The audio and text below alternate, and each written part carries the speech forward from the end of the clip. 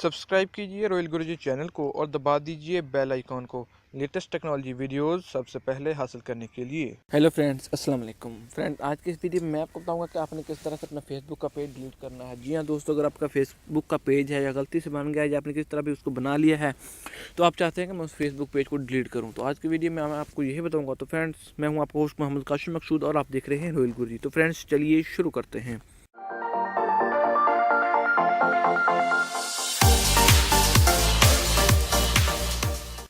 Friends, सबसे पहले आपने क्या करना है कि अपने फेसबुक अकाउंट ओपन कर लेना है। थ्री डॉट पर क्लिक करने के बाद आपने अपना जो भी पेज होगा अपने उस पेज को ओपन कर लेना है। जैसा कि मेरा ये पेज है मोहम्मद काशिम मकसूद के नाम से, जो मैंने ऐसे गलती से मुझसे बन गया था, अभी मैं उसको डिलीट करना चाहता हूँ। तो उसके बाद आपने क्या करना है, ऊपर आपको थ्री डॉट दिखाई दे रहे हैं, उस पर आपने क्लिक कर देना है। तो पहले नंबर पर आपके सामने आ जाएगा एडिट पेज। एडिट पेज पर आपने क्लिक कर देना है। जैसे एडिट पेज पर क्लिक करेंगे तो सबसे नीचे आपके पास आ जाएगी सेटिंग। सेटिंग पर आप क्लिक कर देंगे। सेटिंग ओपन होने के साथ ही आपके पास जनरल सेटिंग आ जाएगी, तो आपने जनरल पर क्लिक कर देना है। तो आप देखेंगे जब थोड़ा नीचे आएंगे तो आप पर रिमूव पेज का एक ऑप्शन आ जाएगा जिस पर लिखा है परमानेंटली डिलीट मोहम्मद काशिम मकसूद। तो आपने इस पर क्लिक कर देना है। तो दोस्तों, आप इस पर क्लिक करेंगे तो आपके सामने दो ऑप्शन आ जाएंगे, कैंसिल एंड डिलीट पेज। तो आपने डिलीट पेज पर क्लिक कर देना है।